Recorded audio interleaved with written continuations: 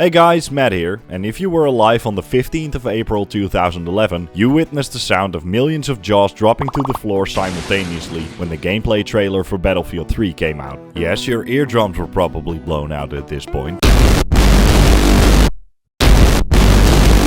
But these pivotal 12 minutes and 7 seconds gave Crysis an inferiority complex, made Call of Duty overdose on Mountain Dew and Doritos, and single-handedly threw Medal of Honor off a cliff. Hell, it made Real War look like an outdated PlayStation 2 game. This game wasn't just a step up from previous games, it was in a league of its own, high and dry on top of its predecessor's remains. Without a doubt, Battlefield right then and there made history, and even today, 10 years after its release, you'll be greeted with disappointment when you realize that the textures on your face in the mirror look less impressive than what's shown in this trailer. I am 100% convinced that the only reason Medal of Honor kept its head above the water just a little longer is simply because the limited edition contained an early access key to the Battlefield 3 beta. Yes, I bought that game as well. Yes, I got the early access key, and yes, everything in life was awesome. Is what someone who actually played it probably would have said, because I never did. You see, life, finds a way. Of screwing you over, that is, because after wiping all the tears and vomit off my face after literal weeks of not being able to sleep because of the anticipation of playing the Battlefield 3 beta, my computer crashed every time I was about to join a server. The beta came and went, the game released, and days became weeks of me not being able to play the game. Disappointment changed into frustration while I made my way through multiplayer gameplay on YouTube. I was forced to try and find other ways to scratch my Battlefield itch. Going back to Bad Company 2, playing the poor man's Battlefield and its sequel Warfighter. It wasn't until years after the initial release that I was even remotely able to play it myself. And now, even more years after that point, I wanted to find out if this game is still as impressive as it was back then. Is it still an untouchable masterpiece, or has it been overshadowed by newer releases in the past years? Let's find out if it was worth all the tears, vomit and sleepless nights in this sort of review on Battlefield 3.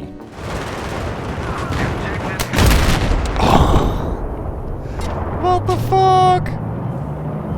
Battlefield 3 released on the 25th of October in the United States and 2 days later in Europe to massive critical acclaim. The game was praised for improving on previous Battlefield titles on literally every level. But did it really? Let's start with the first thing you'll encounter when booting up the game. You see, in 2011, game publishers had a weird fascination with something called Always Online. Especially EA really wanted to push the Always Online aspect of games, even though nobody really liked it. You can see this in games like 2013 SimCity, the newer Need for Speed games, and of course Battlefield needed to have Always Online as well, in the form of Battlelog. Battlelog is pretty much your main menu in the game, but instead of being in-game, it's a web-based main menu / social networking service on which you can see all your in-game progression, your statistics, the server browser, and it gives you the possibility to talk with friends and create platoons. The upside to Battlelog is that you pretty much have everything related to the game on one clear webpage. This also includes future Battlefield titles and Medal of Honor Warfighter. Why they decided to go for this instead of a normal in-game main menu still doesn't make any sense to me, other than EA probably just wanted to push something nobody asked for, again. Because now you need to have an internet connection to be able to play the game, even when you just want to play the campaign. It all seems so convoluted when you take into account that you also need Origin to play the game, meaning you need to start up that in order to start up Battlelog, in order to start up the game. But even though it seems unnecessary, it's not terrible, since it basically just works as a normal menu, just from your web browser. In Battlelog you get access to the single player campaign, the online multiplayer, and the newly introduced co-op mode.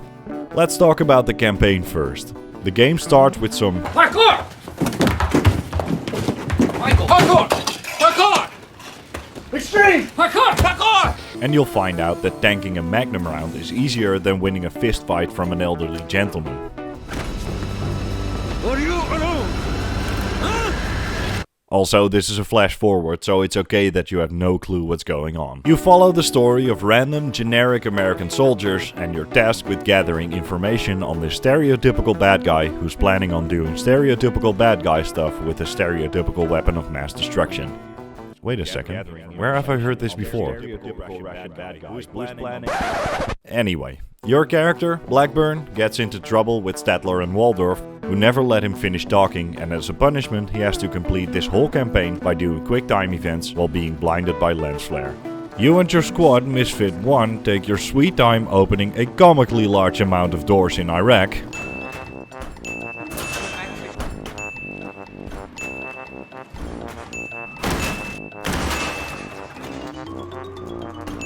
And before you know it, it's already time for another round of Who will the Americans wrongfully convict of war crimes this time?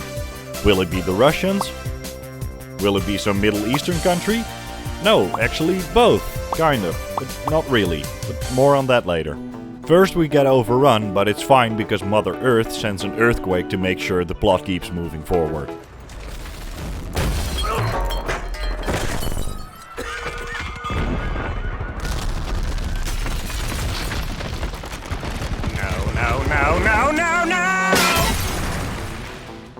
Then we piss off PETA, join the Air Force, and eventually you and your squad mate Montez get reunited, even though he always stares in a different direction when you talk to him. Then we find out that this guy called Al-Bashir got some pocket nukes from the Russians in order to destroy Western civilization. One of the nukes is present, the other two are missing. Blackburn realizes he's in over his head and requests backup from Anvil 3, a group of tanks. A flock of tanks. A herd of tanks? A school of tanks.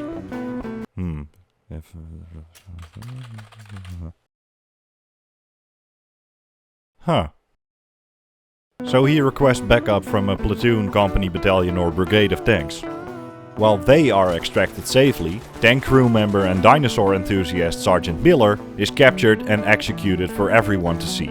Afterwards we decide that Al-Bashir looks better spread out on the front of his car, but right before he bites the bullet, he realizes old guy betrayed him and is planning on nuking Paris and New York. Surprise, surprise, Spetsnaz soldier Dima knew about this and went after the nuke in Paris, but oopsie, wrong suitcase. Пустышка, не ядерное оружие, бля. Топор лишнему, где факел?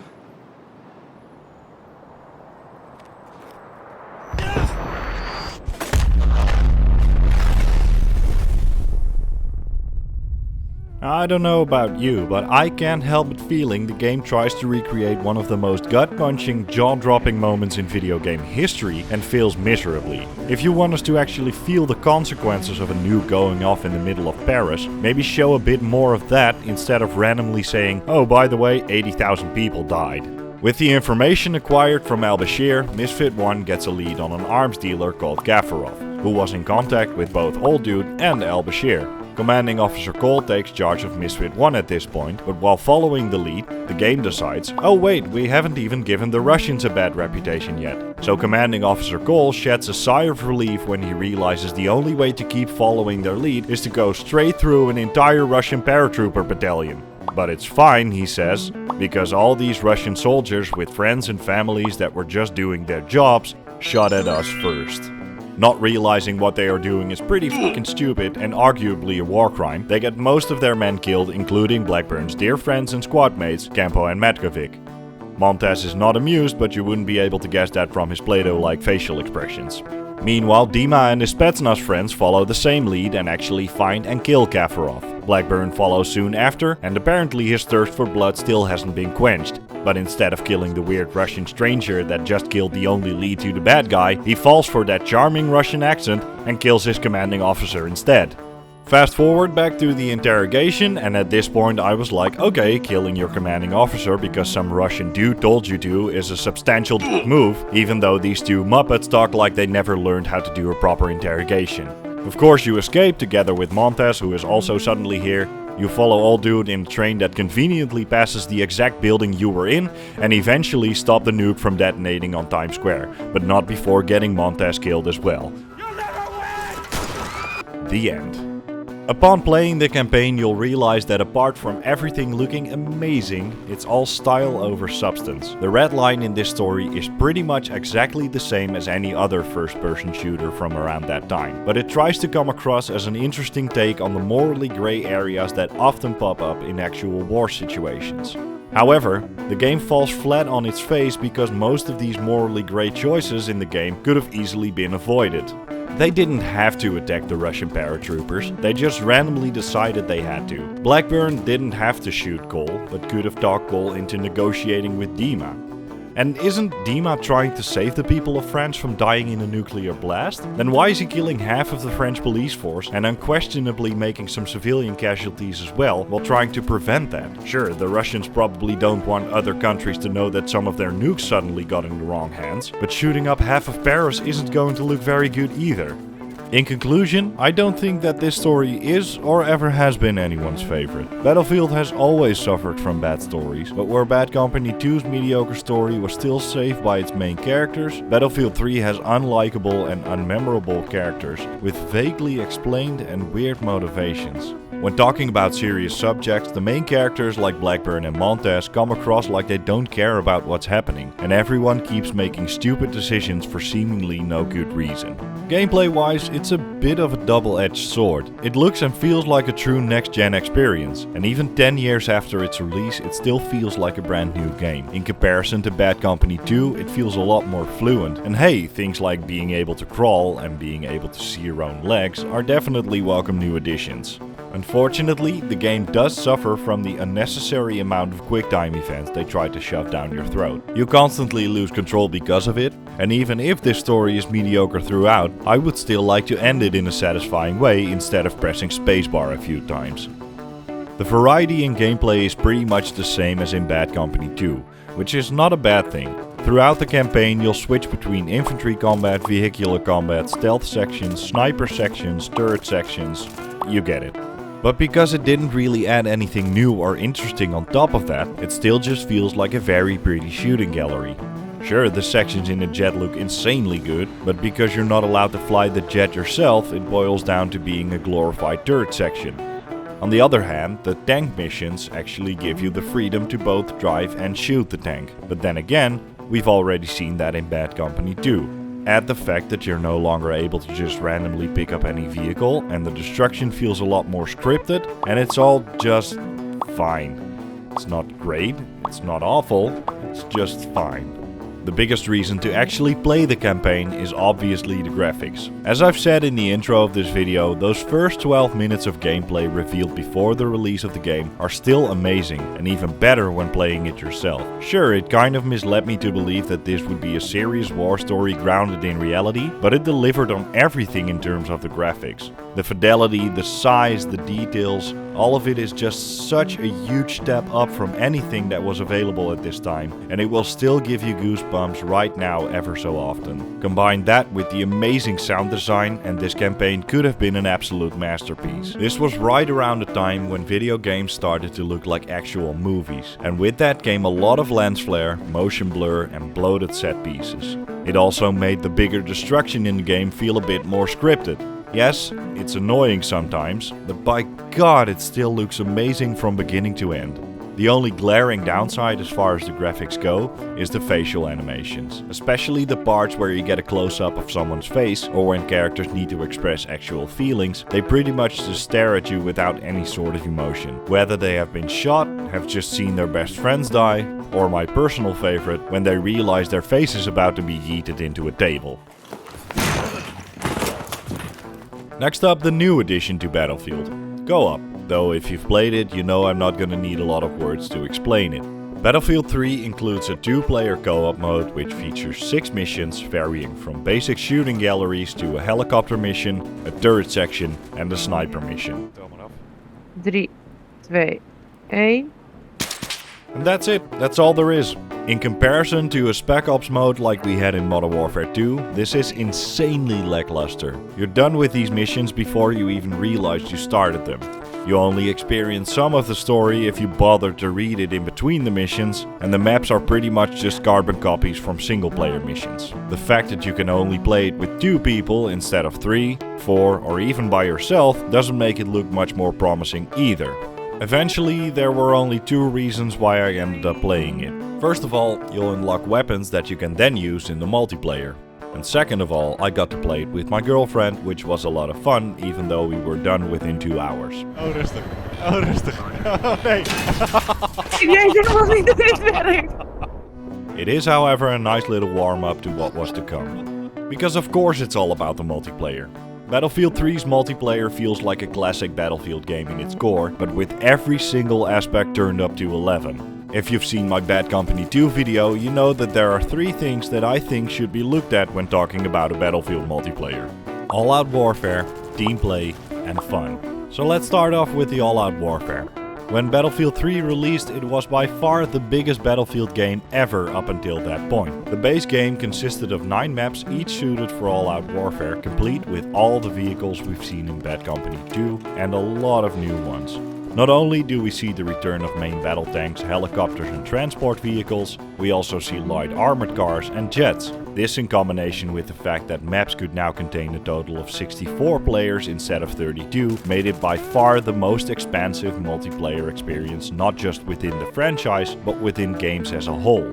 It also made everything balls to the wall insane. 64 player clusterfucks in Operation Metro, all-out warfare on Caspian border, the insane jump at the start of a rush match in Dam Event Peak. Yeah, the all-out warfare aspect of this game is definitely on point. Battlefield of course uses a class-based system in order to differentiate certain playstyles and abilities. The classes we already know, Assault, Engineer, Medic and Recon, have been changed up a bit. First off, the Assault class has been merged with the Medic class. This means that the Assault class keeps the assault rifles but loses the ability to drop ammo. Instead it gains the ability to drop medkits and revive teammates. It also keeps the grenade launchers, or you can choose to use a shotgun instead. The Engineer class is pretty much still the same. They get weapons like anti-tank mines and rocket launchers to destroy vehicles and a repair tool to repair vehicles. Or to just annoy the crap out of your enemies, of course.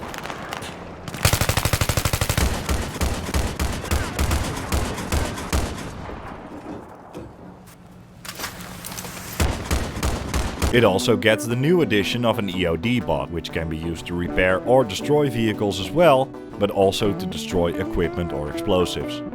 The launchers vary from normal rocket-propelled grenades to anti-air missiles and anti-vehicle missiles. Since the Medic class has been merged with the Assault class, that leaves room for a new class, which is the Support class. These get the light machine guns, the ammo boxes, and as a gadget they can choose between C4, Claymore or mortars. Finally, the Recon class, which of course gets the snipers, but also a target designator called the SOFLAM, a motion sensor, a radio beacon and something called the MAV, which is pretty much just a drone. Unfortunately, the Recon class loses its ability to use C4, but it's actually fine because in the right hands the Recon class is already overpowered as balls. Every single class has specializations. These give you a benefit within battle. They can range from getting extra ammo, sprinting a bit faster, or being able to withstand explosions a bit better, as well as many other things. In my opinion, this new class system is great, but not necessarily better than the one from Bad Company 2. They just found a way to mix up the formula and it works just as well. It does however make more sense that the Assault class has some medic abilities and the Support class actually supports his team by giving ammo. The weapons in the game are yet again a step up from the previous game. More weapons, more variety, more choice. Fan favorites like the M416, the AEK and the F2000 return, but also a lot of new weapons, some weirder than others. They also improved customization with the addition of not 1, but 3 attachments at a time, as well as different sorts of sights, barrels and grips. All in all, this game is just packed with content, and within its lifespan it only grew bigger. That's because EA decided to cook up a DLC system which came to be known as Battlefield Premium. Not necessarily a live service model as we know it today, but it was basically a subscription to new content for the game. Not only would premium members get access to special assignments and customizations, but the biggest reason was of course the access to new weapons, game modes and maps. The premium membership contained a total of 5 DLC packs. Each DLC pack added new content based around a certain theme. For example, the first DLC pack, Back to Karkan, was sort of a love letter to Battlefield fans, with the addition of 2 remade maps from previous games, Strike at Karkan and Wake Island. The second DLC, Close Quarters, was more about infantry and close quarter combat. The third one, Armored Kill, was more focused on bigger maps and vehicular combat. you get the idea. Getting premium would give you instant access to all 5 as soon as they were released, but non-premium players were able to buy each DLC pack separately if they wanted. Now it might be an unpopular opinion, but I really like this system in comparison to today's live service model. Yes, you did pay extra money for new content, but that always came with a certain expectation. Because you paid money, you actually got a substantial DLC pack which contained new weapons and 4 new maps instead of today's kind of lackluster releases which give you 1 or 2 maps or weapons at a time. If you didn't want to pay that money, you didn't have to, and chances are you got them for free anyways later on in the game's lifespan. Credit where credit is due. I not only got premium for just $7, but I got the game itself for free.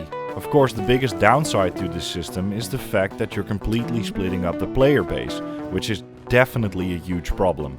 In total, that means this game has 29 maps with 14 different game modes, a very decent amount of content. If you include the insane graphics I cannot seem to shut up about, you can absolutely check off the all-out warfare aspect of Battlefield 3. The only downside in this aspect, I think it's the destruction. Where Bad Company 2 made it possible to literally make maps look like the surface of the moon at the end of a match, Battlefield 3 toned down the all-out destruction a little bit for the sake of gameplay.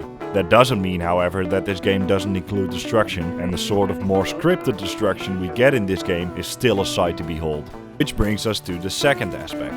Team play, as seen in Bad Company 2, can make or break your experience in a Battlefield game. And I'm glad to say that Battlefield 3 did not strafe away from the team play I've grown to love in Bad Company 2. If anything, it only made it better. Now that you have even more equipment at your disposal, playing together with friends is that much more fun and engaging, which directly also brings me to that final aspect. Even though Battlefield 3 goes for a more serious tone than Bad Company 2, it's still insane, over-the-top, goofy and a hell of a lot of fun. This is pretty much where the biggest part of the Battlefield community joined the franchise, and a lot of big Battlefield-centered YouTube channels saw their beginning with this game. It wasn't just a great moment to play the game, it was a great moment to spread your most awesome only in Battlefield moments. Sure, we all know how to put C4 on a bike and run into an enemy vehicle, but have you heard about the Renderzoek? The sandbox approach to gameplay is still here in this game, it's just that the sandbox got bigger. Now I do have to take everything into account, both the good and the bad aspects of this game. It checks off all the boxes to be a great Battlefield experience, but I have to talk about the game's most glaring flaws. Starting off with contradicting myself. Because as much as I will praise this game's graphics, I cannot stand the annoying color filter you will find in pretty much every level. All the vanilla maps have a very distinct grey or blue hue over them. When playing the Aftermath maps, this filter just changes from grey to orange and now everything looks like you're playing with cheap sunglasses on. It goes without saying that this, in combination with motion blur, makes everything look a lot more shitty than it actually is. Not to even mention suppression. Introduced in this game, suppression is a feature that has been shoved down our throats for the past 10 years, even though nobody likes it. But Battlefield 3 by far made this system the most jarring. Basically, when people almost shoot you instead of actually hitting you, you'll be suppressed. Meaning in this game, your screen just goes completely blurry. It's a shit mechanic and it honestly makes the game almost not worth it to go back to at some points. This mechanic, in combination with the second most glaring problem with Battlefield 3, actually breaks the game. I'm talking of course about choke points. Battlefield 3 introduced some fan favorite maps like Operation Metro. Why this sweaty meat grinder of a map is still a fan favorite is completely beyond me. 64 people all blasting explosives down narrow hallways, completely stopping the flow of the map dead in its tracks, resulting in assault class players far on top of the scoreboard simply by reviving people 200,000 times. You die, you'll be revived, instantly die again, and this loop goes on and on and on and on without you ever realizing what's going on because your screen's all blurry from the suppression mechanic. This is not all-out warfare, it's all-out torture, and I will never understand why people think this is fun. But if you can look past that, there is another problem that might potentially break the game. No, the problem of finding a full server is not nearly as bad as in Bad Company 2, but don't forget this game is 10 years old. People moved on and a lot of servers are empty, let alone that if you find a full server, in my experience this game is plagued with cheaters. Overall the game is far from dead and it has a lot more players than Bad Company 2, but it's showing its age and some of the mechanics just make it more enjoyable to return to a newer Battlefield title. Battlefield 3 is and always will be a genre-defining game, and even now in 2021 it's insane how well this game aged. But you shouldn't buy this game if you're looking for a masterpiece in storytelling, since the campaign is just filled with weird plot points and the same cliches as always. You also shouldn't buy it for the co-op mode, since it's restricted to 2 players and only has 6 missions that are not that interesting to begin with. But it's the multiplayer that makes up for everything. Even without Battlefield Premium, this game still has so much content to keep you engaged. The all-out warfare aspect we've come to expect in Battlefield games is running in 5th gear in this game, with the addition of new vehicles, weapons and gadgets, bigger maps, 64 players and the most game modes of any Battlefield game to date. Nowadays you can get the game for a tenth of its initial price, including the 5 DLC packs, and it's definitely worth your money. That is, if you can look beyond some of the glaring flaws this game has. The insanely beautiful graphics are often ruined by color filters, motion blur and the overall amount of complete chaos this game can bring. Though destruction is somewhat toned down and a bit more scripted, explosives are not, and the more infantry focused maps can therefore become ridiculous meat grinders. This in combination with the awful suppression system can seriously damage your enjoyment of the game. Also keep in mind that the game is nearing the end of its life and not a lot of servers are available anymore. The ones that are can possibly be plagued by cheaters. While I unfortunately can't look back to this game with a nostalgia filter, I can definitely see why Battlefield 3 is still seen as one of the best Battlefield games ever, and it definitely deserves that title. But personally, if you're thinking about buying this game, I really think that you're better off buying one of the newer titles. But that's something you're gonna have to decide for yourself. For now, thanks for watching. As always, I hope you enjoyed this video, and please let me know in the comments what you thought of it and what your own experience with Battlefield 3 is. Of course, liking the video and subscribing is always appreciated, and I really hope to see you in the next one. Bye!